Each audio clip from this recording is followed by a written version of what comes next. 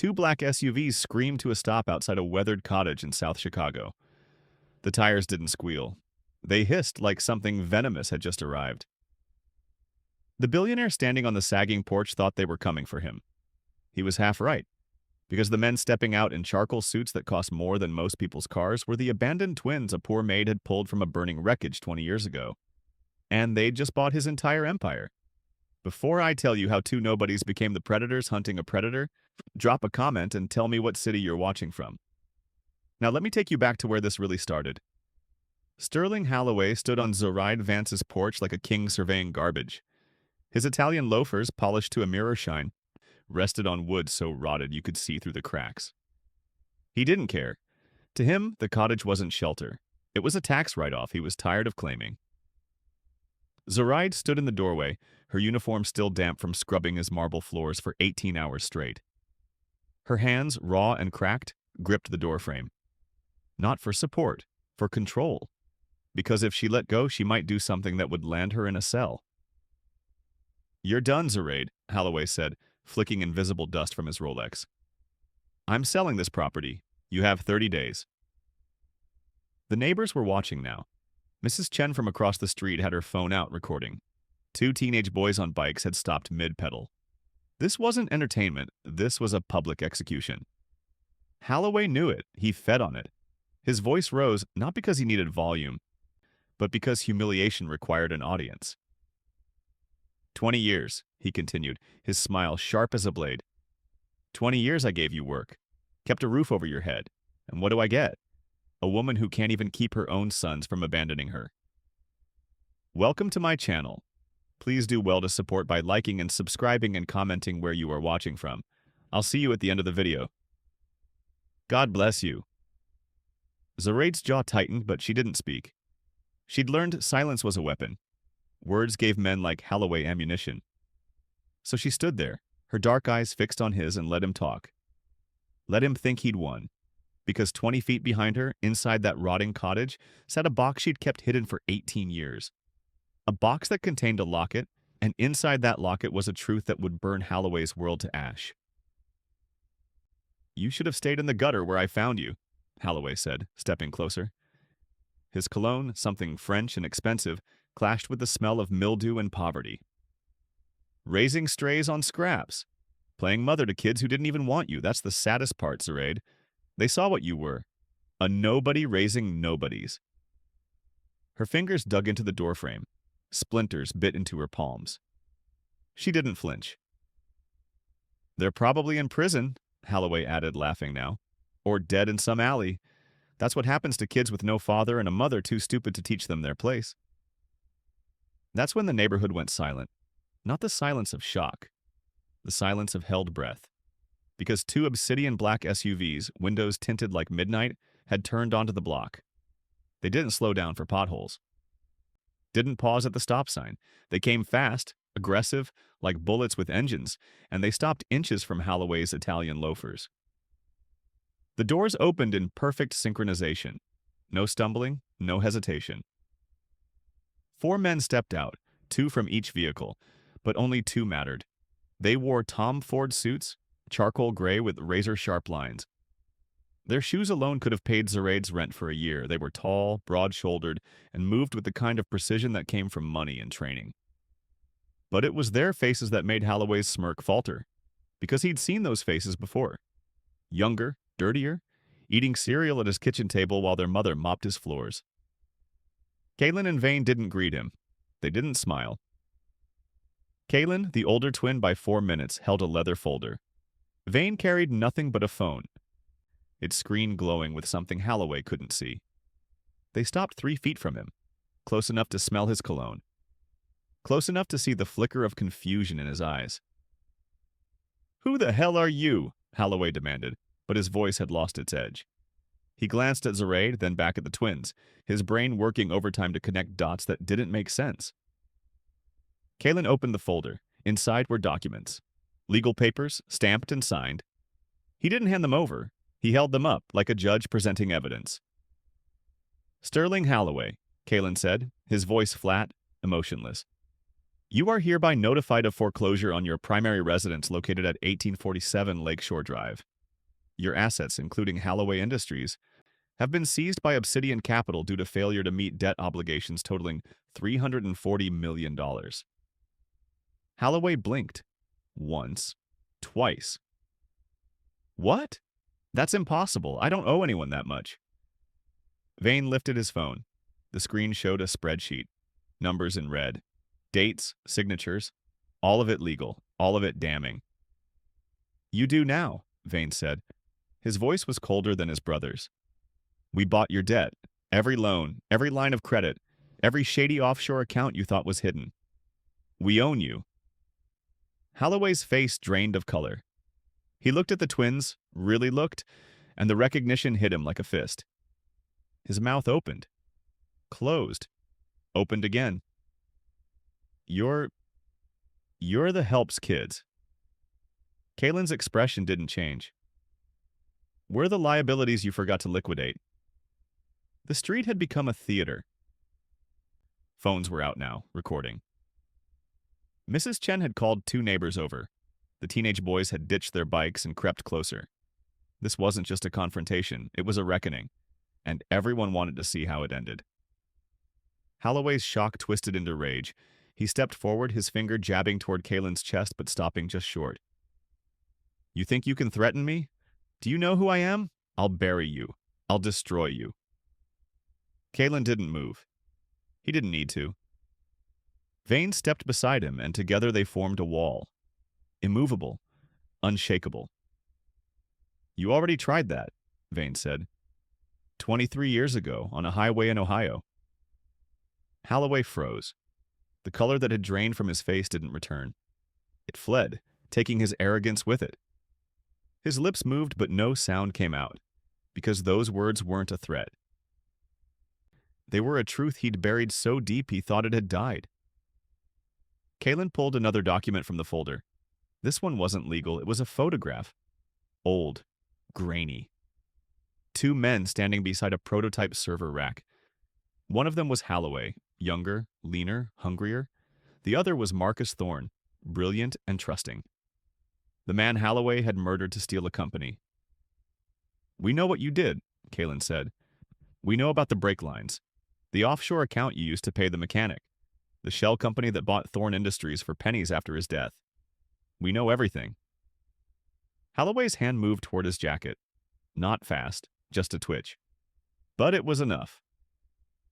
Vane's phone buzzed. He glanced at the screen, then at Halloway. I wouldn't, Vane said. The FBI's 3 blocks away. You pull that gun, and you won't even make it to booking. Halloway's hand stopped. His chest heaved. Sweat beaded on his forehead despite the cold. He looked at Zoraide, still standing in her doorway, and for the first time in 20 years he saw her. Really saw her. Not as furniture, not as the help, but as the woman who had raised the 2 people who were about to end him. You knew, Halloway whispered, his voice breaking. You knew who they were. Zoraide finally spoke. Her voice was quiet, steady, and sharp as a scalpel. I knew who they could become. Sirens wailed in the distance. The 3rd SUV pulled up, unmarked but unmistakable. Federal agents stepped out, badges already visible. They didn't run. They walked, calm and professional, because they knew their target wasn't going anywhere. Halloway was surrounded, by the twins, by the law. By the neighborhood he'd spent 20 years looking down on. Kaylin handed the folder to one of the agents. Everything you need. Wage theft, bribery, fraud, and the Marcus Thorne murder. It's all documented. The agent nodded, then turned to Halloway. Sterling Halloway, you're under arrest. The cuffs clicked shut around Halloway's wrists, and the sound echoed louder than the sirens. He didn't fight. He didn't scream. He just stared at the twins, his mouth working around words that wouldn't come. The agents led him toward the unmarked car, but before they reached it, Kaylin and Vane turned away. They didn't watch him go. They didn't gloat. They walked towards the ride, and as the crowd held its breath, both men dropped to one knee. The street erupted, not in cheers, in gasps. Mrs. Chen's hand flew to her mouth. The teenage boys looked at each other, eyes wide. Because this wasn't just respect, this was worship. And Zoraide, the woman who'd scrubbed floors and swallowed insults for 2 decades, stood above the men who'd just toppled an empire. But that's not where the story began. To understand how two abandoned babies became ghosts who hunted monsters, you need to go back. Back to a night in 2005 when Zoraide Vance made a choice that would rewrite 3 destinies. The Starlight Motel sat off Route 32 in rural Ohio, the kind of place where people paid cash and didn't leave names. Zoraide worked the graveyard shift, cleaning rooms that smelled like regret and cigarettes. She was 26, strong, and invisible in the way society makes black women invisible. Guests looked through her. Managers barked orders at her. The world assumed she had nothing to offer but labor. They were wrong, but they wouldn't know that for another 20 years. It was 2:47 a.m. when she heard the explosion. Not loud like in movies, more like a deep whomp that rattled the windows and sent a flock of crows scattering from the trees. She dropped her mop and ran outside. The sky glowed orange half a mile down the road. Smoke rose in thick, oily columns. Other motel staff came out, phones already dialing 911, but Zoraide didn't stop. She ran toward the flames. The wreckage was worse up close. A sedan, twisted and burning, had careened off the road and slammed into a tree. The driver's side was crushed, the windshield shattered. Zoraide could see the body inside, slumped and still. She knew she should wait for the ambulance. She knew getting closer was dangerous. But something pulled her forward, not heroism, instinct. That's when she heard it. A cry, thin and desperate, coming from the brush 20 feet from the wreck. She ran, crashing through weeds and briars, and found them. 2 infants wrapped in blue and pink blankets, tucked inside a car seat that had been ejected during the crash. They were crying, faces red and scrunched but alive.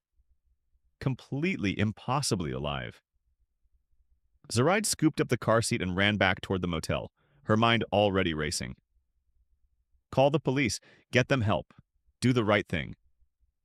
But then she saw the headlights. 2 patrol cars moving slow, deliberate. They passed the motel and stopped at the wreck. 4 officers got out, but they didn't rush to help. They circled the car, talking in low voices, and one of them pulled out a phone. Zoraide knew those uniforms. Everyone in this county knew. The sheriff's department was owned by the syndicates. You didn't call them for help. You called them when you wanted someone to disappear. She looked down at the twins. Their crying had stopped. They stared up at her with dark, trusting eyes. And Zoraide made a choice. She turned away from the road, away from the burning car and the corrupt cops, and walked into the night. By dawn, she was on a Greyhound to Gary, Indiana, with 2 infants who, as far as the world knew, had died in that fire. She named them Kaylin and Vane. She told her neighbors they were her sister's kids, orphaned in a house fire. No one questioned it. People in the projects didn't ask too many questions. You survived by minding your business. The twins grew up fast, smart, and angry. Not at Zoraide, never at her. But at the world that had tried to kill them before they could even talk. Zoraide worked 3 jobs to keep them fed. She cleaned offices at night, washed dishes during the day, and took in laundry on weekends. The twins watched her hands crack and bleed. They watched her fall asleep standing up, and they learned that survival wasn't about strength. It was about being invisible until you were ready to strike. By the time they were 10, Kaylin could hack into the school's grading system. Vane could talk his way out of detention even when caught red-handed. They were brilliant, but not in ways that teachers rewarded. They were street smart, survival smart, and they remembered always the stories Zoraide told them about the fire. The fire that had taken their mother. The fire that had left them with nothing but each other. Except it was a lie, and when they turned 18, Zoraide would give them the truth. A truth locked inside a locket she'd pulled from the wreckage 23 years ago. A truth that would turn 2 ghosts into hunters. But first, they had to survive Sterling Holloway, and that meant becoming invisible in plain sight. In 2018, Zoraide moved to Chicago. Gary had become a tomb. Its factories shuttered, its streets ruled by gangs and despair. She found work through an agency that placed domestic workers in wealthy homes. The pay was better, The hours brutal, but it was a chance. The twins were 16 now, scholarship students at a magnet school, and Zoraide wanted to give them something she'd never had. A future? The agency sent her to interview at an estate in Lincoln Park. The house wasn't a house. It was a fortress of glass and steel, 3 stories of wealth that made her stomach turn. A butler, not the owner, met her at the service entrance. He handed her a uniform, navy blue and starched, and told her to wait. She stood in the kitchen for 40 minutes before Sterling Holloway walked in. He didn't look at her face. His eyes scanned her uniform, her shoes, her hands. Calculating, measuring, deciding if she was worth the trouble. "You'll work 6 days a week," he said, not asking, telling. 18-hour shifts, $9 an hour. No overtime, no benefits. You'll clean, cook, and stay out of sight when I have guests. Do you understand? Zoraide understood. She understood that $9 an hour was illegal. She understood that 18-hour shifts violated labor laws. She understood that this man saw her as property, not a person. But she also understood that saying no meant going back to Gary. So she nodded. "Yes, sir." Holloway's smile was thin, satisfied. "Good. You start tomorrow." She worked for him for 5 years. 5 years of scrubbing floors until her knees bled. 5 years of cooking meals she'd never taste. 5 years of watching him host parties where people drank wine that cost more than her monthly rent. And through it all, Kaylin and Vane watched. They visited sometimes, using the service entrance like Zoraide had taught them. They saw how Holloway spoke to her, how he snapped his fingers when he wanted something, how he called her girl even though she was 43 years old. They didn't say anything. Not to her. Not to him. But in their shared bedroom in Zoraide's small apartment, they made plans. Plans that started with a question. Who are we really, and where did we come from? On their 18th birthday, Zoraide gave them the answer. She placed a small metal locket on the kitchen table between them. Her hands shook. Not from age, from fear. Because once she opened this door, there was no closing it. "I need to tell you something," she said. "And after I do, you're going to hate me. Or you're going to understand. I don't know which." Kaylin picked up the locket. It was old, tarnished, with a small clasp that looked like it hadn't been opened in decades. He looked at Zoraide, then at Vane. His brother nodded. "Tell us." So she did. She told them about the highway, the fire, the cops who didn't help, the choice she made to run. She told them she didn't know who their parents were, only that someone had wanted them dead. And she told them that this locket pulled from the wreckage might hold the answers.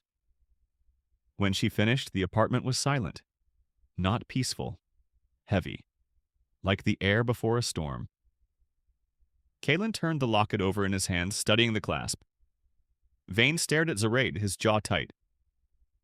"You lied to us," Vane said. "I protected you," Zoraide replied. "Same thing?" "No, it's not." Kaylin stood, the locket clutched in his fist. "We need time." They left that night. Not angry, not cruel. Just gone. Zoraide woke the next morning to an empty apartment and a note on the fridge. "We love you. Don't look for us. We're ghosts now." And for 5 years, that's exactly what they were. What Zoraide didn't know, what she couldn't know, was that Kaylin had cracked the locket's encryption within 72 hours. Inside were files, patents, contracts, bank accounts, and a photograph of 2 men standing beside a server rack. One of them was Sterling Holloway. The other was Marcus Thorne, the twins' biological father. The man Holloway had murdered to steal Thorne Industries. The twins didn't tell Zoraide. They couldn't. Because if they stayed, they were dead. And if she knew what they were planning, she'd try to stop them. So they disappeared into Silicon Valley, using a hidden Bitcoin wallet worth $847,000 to fund their war. They built Obsidian Capital, a ghost firm that bought distressed debt and destroyed predators. And their first target was the man who'd spent 5 years humiliating the woman who'd saved their lives. But Holloway didn't know any of this. To him, Zoraide's sons were just 2 more kids who'd abandoned their mother. Proof that kindness was weakness, and on the day he decided to evict her, he was at the peak of his arrogance. He had no idea the ghosts were already at his door. Now pause for a second and comment below. Have you ever been underestimated by someone powerful? What happened? Because what happened next, they never saw coming. Silicon Valley 2023. Kalin and Vane operated from a loft in Palo Alto under names that didn't exist 6 months ago. The Bitcoin wallet had grown to 3 million through careful trading. They didn't buy cars or watches.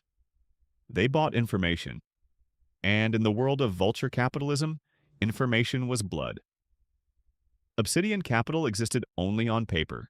No office, no employees. Just two ghosts buying the debt of failing companies, then selling it to bigger predators. They learned the game by watching Holloway's playbook. He'd built his empire by crushing the desperate. Now they'd use his own strategy to bury him. Vane spent 18 months befriending Holloway's investors. Not as himself, as Vincent Hale, a trust fund kid with too much money and not enough sense. He showed up at country clubs, yacht parties, charity galas.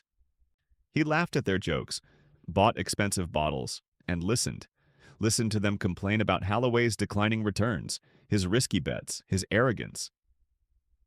Kalin worked the digital side. During their childhood visits to Holloway's estate, he'd planted backdoors in the security system. Nothing obvious, just tiny cracks that let him watch. Listen, record. For 5 years, he collected every illegal order Holloway gave, every bribe, every threat, every wage theft. The mop bucket wire was Vane's idea. 2 weeks before they disappeared, he'd installed a micro recorder inside the handle. Zoraide never knew. Every time she cleaned Holloway's office, the device captured his voice, his meetings, his crimes.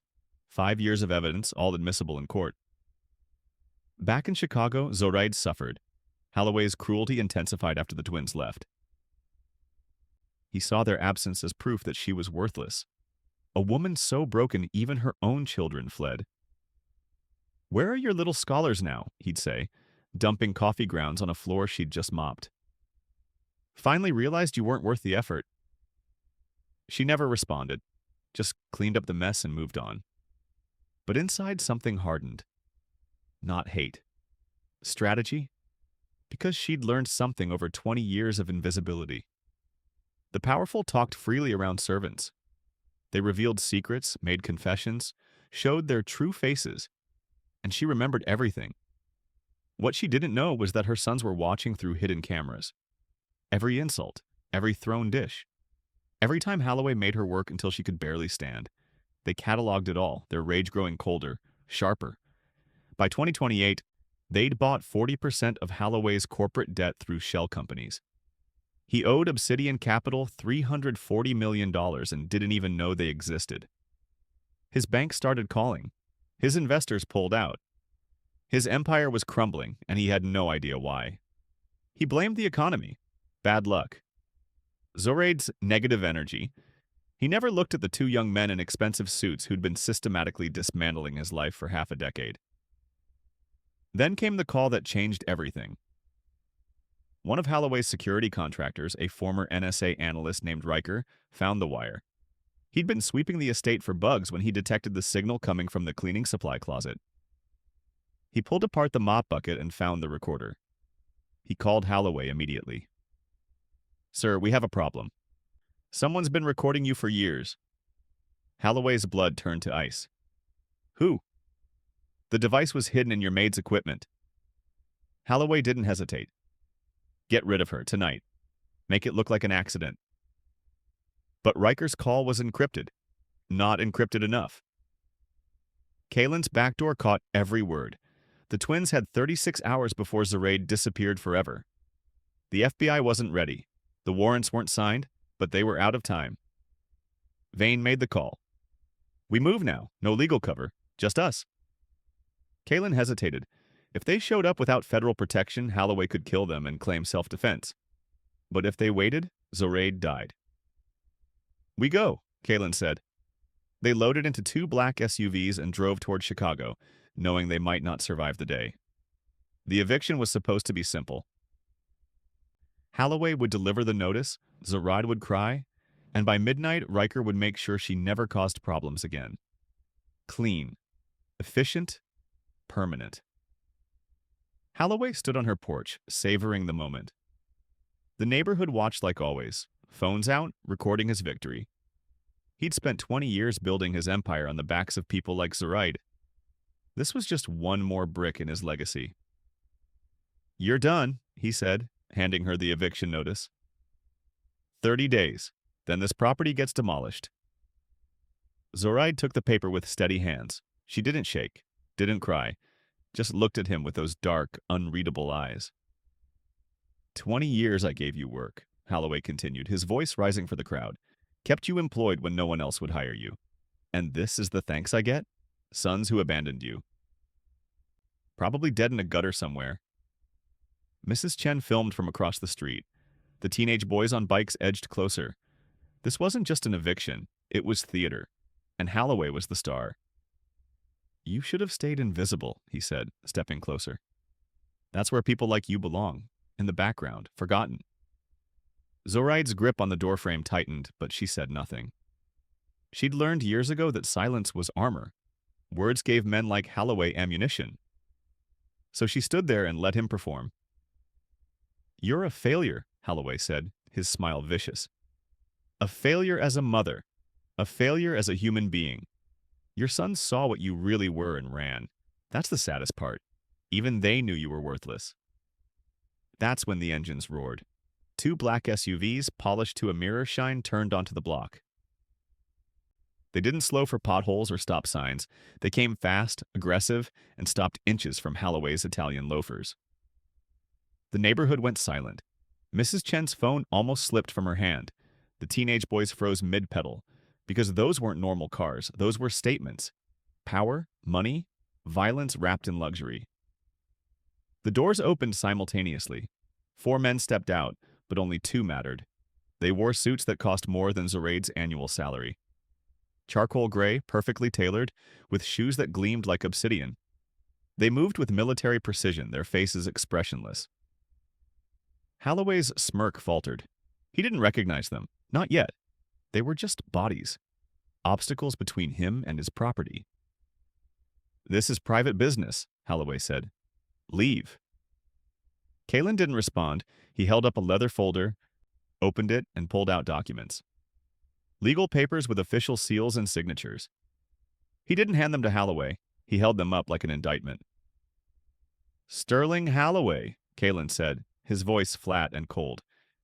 You are hereby notified of foreclosure on your primary residence and all assets held under Holloway Industries. Total debt owed to Obsidian Capital, $340 million. Holloway blinked. What? That's impossible. Vane lifted his phone. The screen showed spreadsheets in red. Dates, signatures, wire transfers, all of it legal, all of it damning. We bought your debt, Vane said. Every loan, every line of credit, every offshore account. We own you. Holloway stared at them, his brain struggling to connect dots that didn't make sense. Then he really looked, at their faces, their eyes. And recognition hit like a punch. You're the help's kids. Kalen's expression didn't change. We're the liabilities you forgot to liquidate. Holloway's shock twisted into rage. He stepped forward, his hand moving toward his jacket. Not fast, just a twitch. But it was enough. Vane's phone buzzed. He glanced at the screen, then at Holloway's hand. I wouldn't, Vane said. The FBI's 2 minutes out. You pull that gun, you're dead before you hit the ground. Holloway's hand froze. Sweat beaded on his forehead. His chest heaved. He looked at Zoraide, still standing in her doorway, and for the first time in 20 years he really saw her. You knew, Holloway whispered. Zoraide finally spoke, her voice quiet and sharp. I knew who they could become. Sirens wailed. The 3rd SUV arrived, unmarked. Federal agents stepped out, calm and professional. They walked toward Holloway like executioners. Kalen handed the lead agent a USB drive. Everything you need. Wage theft, bribery, fraud, and the Marcus Thorne murder. The agent nodded. Sterling Holloway, you're under arrest. The cuffs clicked shut. Holloway didn't fight. He just stared at the twins as agents led him away. But Kalen and Vane had already turned. They walked to Zoraide, and in front of the entire neighborhood, both men dropped to one knee. The street erupted in gasps, because this wasn't just respect, this was worship. Before we show you how this ends, quick question. Rate Zoraide's choice from 0 to 10. Was hiding the twins for 18 years protecting them, or depriving them of their truth? Comment your rating. Kalen and Vane knelt before Zoraide, heads bowed. The neighborhood held its breath. Mrs. Chen's hand covered her mouth. The teenage boys stared, wide-eyed, because they'd never seen power bow to sacrifice. "We're sorry we left," Kalen said, his voice breaking for the first time. "But we had to become ghosts to kill a monster." Zoraide's hands trembled as she reached down, touching their shoulders. "I thought you hated me." Vane looked up, tears streaming down his face. "We could never hate the woman who chose us when the world threw us away." They stood, and Kalen pulled out another folder. Inside were deeds, bank statements, trust documents. He handed them to Zoraide with steady hands. "The cottage is yours, fully paid, no mortgage," Kalen said. "We cleared all your debts, medical bills, credit cards, everything." Vane added, "There's a trust, $50 million. You never have to work again." Zoraide stared at the papers, unable to speak. Around them, neighbors wiped their eyes. Some applauded. Others just watched, witnessing something they'd never forget. A police car rolled past, Holloway visible in the back seat. He turned his head, staring at the scene on Zoraide's porch. His face twisted with rage and disbelief. "You can't do this!" Holloway screamed through the window. "I'm Sterling Holloway. I'm somebody." Kalen didn't even glance his way, but his words cut through the air like a blade. "You're nobody now. Welcome to invisibility." The car disappeared around the corner. The sirens faded, and for the first time in 20 years, Zoraide allowed herself to cry. Not from pain, from relief. Her sons wrapped their arms around her, and the three of them stood there, holding each other while the neighborhood watched history rewrite itself. Mrs. Chen approached slowly, clutching her phone. "Miss Vance, I recorded everything. If you need it for court or anything, it's yours." Other neighbors came forward. Mr. Patterson from 2 doors down, the Rodriguez family. Even the teenage boys suddenly respectful. They offered food, help, solidarity, because they'd all watched Holloway humiliate her for years. And now they'd watched her sons crown her queen. That evening, after the crowd dispersed, the three of them sat in Zoraide's small living room. The cottage felt different now, not like a cage, like a beginning. "There's something else," Vane said. He pulled out a file marked with their father's name, Marcus Thorne. "We found everything. Patents he created. The company he built. Holloway stole it all." Zoraide took the file, studying the photograph inside. Marcus Thorne looked kind. Brilliant. Nothing like the monster who'd stolen his life. "He was trying to save you," she said softly. "That night on the highway, someone cut his brake lines, but he still tried." Kalen nodded. "We accessed the crash report Holloway buried. Dad knew someone was coming for him. He was driving you to a safe house when they struck." "Me?" Zoraide asked. "You were his assistant," Vane explained. "You'd discovered the embezzlement, the forged documents. You were going to testify. Holloway wanted all 3 of you dead." Zoraide closed her eyes. 23 years of questions finally answered. She wasn't just a maid who'd found abandoned babies. She was a target who'd survived. And the twins weren't just rescued. They were saved twice. Once by their father's sacrifice, once by her choice. "What happens now?" she asked. The twins exchanged glances. "We're not done," Kalen said. 6 months later, the Thorne Foundation opened in Gary, Indiana. The building rose from the same neighborhood where Zoraide had once hidden 2 babies from the world. Glass and steel replaced abandoned factories. Hope replaced despair. Zoraide stood in the lobby, wearing a suit for the first time in her life. Around her, families gathered, young mothers with children, former maids and janitors and invisible workers who'd spent lifetimes scrubbing other people's floors. Today, they were students. Kalen and Vane had built coding schools, business incubators, legal clinics. all free, all focused on the people society overlooked. The centerpiece of the lobby was a digital wall. 47 faces stared out from the screens, each one a family destroyed by vulture capitalists. Marcus Thorne's photo sat at the top, the first victim, but he wouldn't be the last remembered. A young woman approached Zoraide clutching a worn folder. Her hands shook. Her eyes were red from crying. "Miss Vance," the woman said, "my name is Diana Reeves. My mother was a housekeeper for the Mercer family in Boston.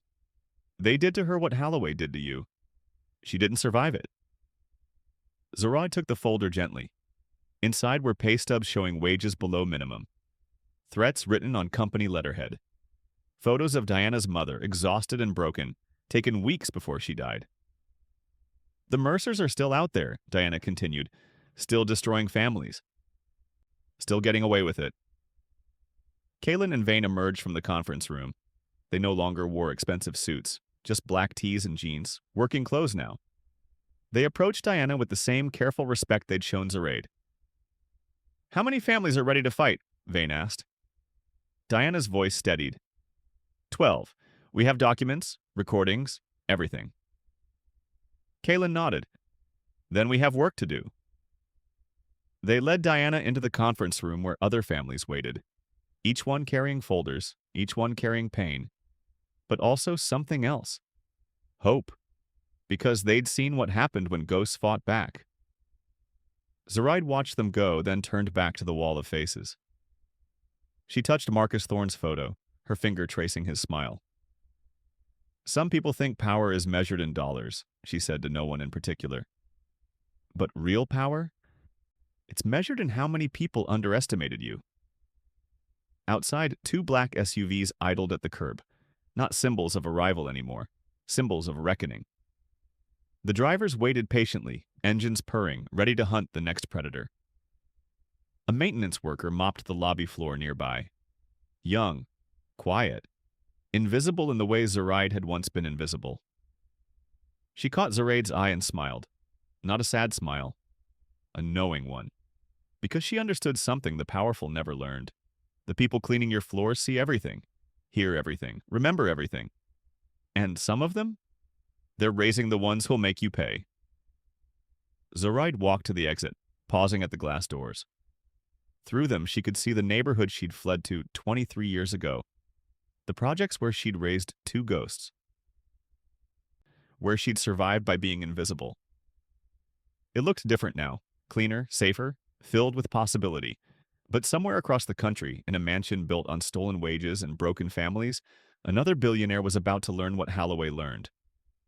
That invisibility isn't weakness, it's camouflage. And the people you never bothered to see are the ones who'll erase you. The doors closed behind her. The SUVs pulled away from the curb, disappearing into traffic. And on the wall of faces, a new photo appeared. A new family ready to fight. A new predator about to fall. Because this wasn't an ending. It was a warning. If you want to see more stories where the underestimated become unstoppable, hit subscribe. Because we're just getting started. Some battles are won in courtrooms. Others are won in the quiet places where the invisible watch, wait, and remember. And when they rise, empires don't just fall. They burn. The elite built their kingdoms on the backs of people they never bothered to name. They forgot that foundations remember the weight they carry. And when foundations shift, even the mightiest towers crumble. Zoraide Vance taught her sons that lesson, not with words, with 20 years of watching, 20 years of silence, 20 years of surviving in plain sight. And when the time came, those lessons became weapons. Holloway died in prison 18 months later. Not from violence, from irrelevance. Nobody visited, nobody mourned. He became what he'd always feared. Nobody. But Zoraide? She became legend. The maid who raised kings? The invisible woman who toppled an empire? The ghost who taught other ghosts to hunt.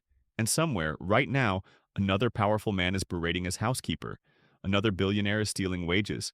Another predator thinks the help is just furniture. They're wrong, because the next ghost is already watching. God bless you.